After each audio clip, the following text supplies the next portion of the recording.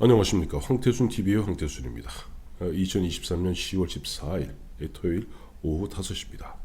오늘 오전에 국민의힘에 보니까 이철규 사무총장, 박성민 전략기획부총장 등 임명직 당직자들이 일괄 사퇴하기로 했습니다.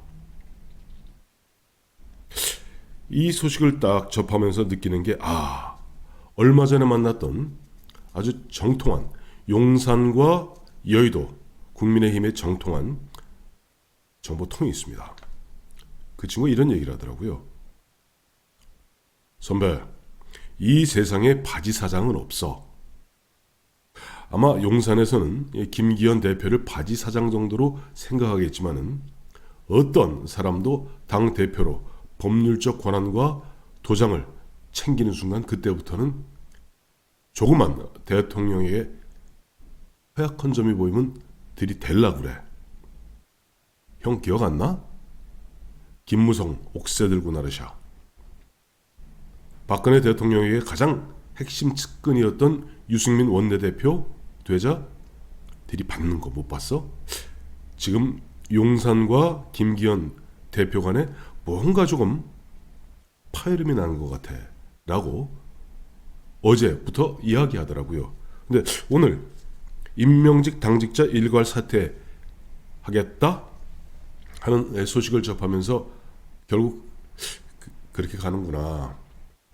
잘 생각해 보시면은 이제 10월 11일 강서구청장 보궐선거 있었습니다만은 끝나기 무섭게 참패가 확정되기 무섭게 아침에 긴급 최고 회의를 열어서 김기현 대표 쪽에서 용산에 요구하는 것이 김행의 이른바 지명철회입니다. 그래서 김행 여가부 장관 후보자 이제 자진 사퇴로 마무리됐고, 그러면서 그때 나왔던 이야기가 뭐냐, 벌써 그때부터 12일 아침부터 임명직 당직자 일괄 사퇴 얘기하는 거예요. 임명직 당직자 누굽니까? 자신, 즉 김기현 대표를 비롯한 선출직은 아니고 최고위원들은 아니고 사무총장, 사무부총장을 얘기하는 겁니다. 사무총장 이철규 사무총장, 또 박성민 전략기획부총장은 대표적인 윤석열 대통령의 복심입니다. 예전에는 장제원, 권성동이 셌다고 그러는데 요즘 가장 센 게 이철규, 박성민이란 말이 파다 있습니다. 자, 그러니까 김행 사퇴시켜라, 이철규, 박성민 잘라라, 자르겠다 이 이야기였거든요. 지금 오늘 홍준표 대구시장이 오늘 SNS에 정말 전곡을 찔렀더라고요. 한마디로 야, 나도 왕년에 당대표 억울했지만은 2번이나 그만두었어. 김기현 대표, 당신이 그만두면 모든 것이 쉽게 풀릴 이야기인데 왜 당신은 지금 자기 자리는 꾹 쥐고 앉아서 대통령실에다가 책임 전가하려 드는 것이야. 결국 선거는 당이 치렀기 때문에 아마 당신은 속으로 이런 얘기하고 싶겠지.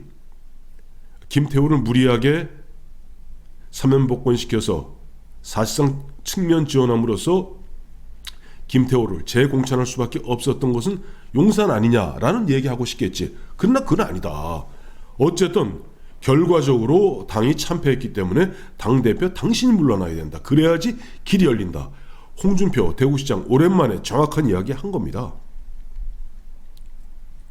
그러면서 제가 이렇게 쭉 보니까 12일부터 미묘의 흐름이 이제 김행 그날 오후 2시쯤 12일 사퇴했죠.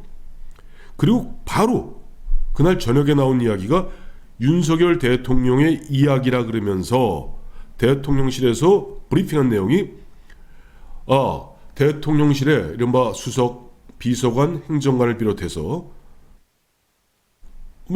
내년 총선 출마할 사람 얼마든 나가도 좋다. 그러나 전략공천은 없다. 언제 전략공천 했다고 그럽니까? 그러면서 뭔가 보면 윤석열 이름 팔지 말고 경선으로 붙든지 말든지.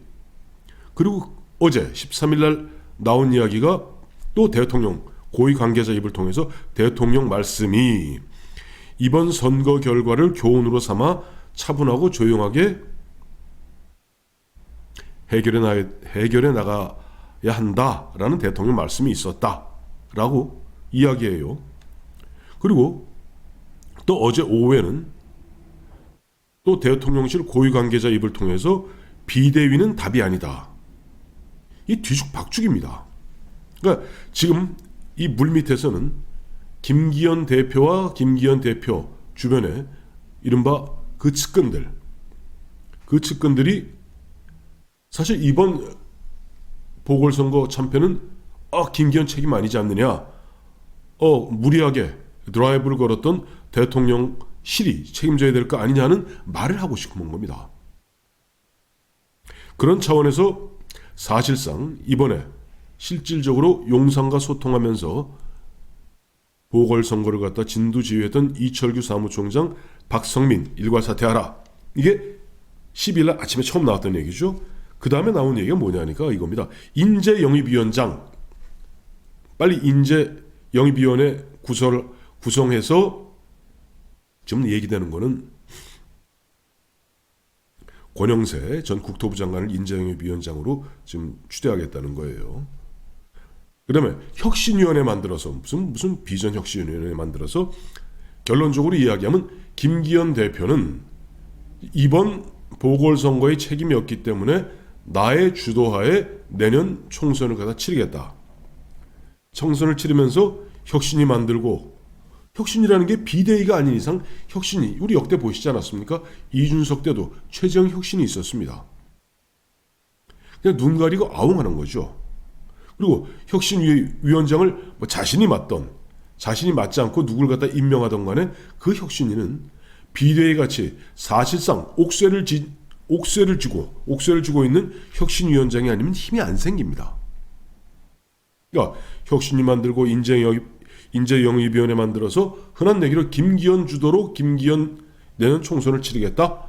거기에다 이제 경우에 따라서는 이번 하태경 케이스까지를 갖다가 롤 모델로 삼아서 자 험지 출마하라 라는 식으로 리셔플링 후보자들을 갖다 들이섞을 가능성이 있습니다. 이건 뭐냐니까 지금 용산에서는 용산 참모들은 내년 총선을 대통령 얼굴로 치르는 것인데 라고 이야기하고 있고, 지금 당에서는 당 지지율보다 좀 대통령 지지율이 좀 낮게 나옵니다. 역대 늘 그래왔습니다. 당 지지율보다 대통령 지지율이 월등하게 높으면 당이 꼼짝을 못합니다.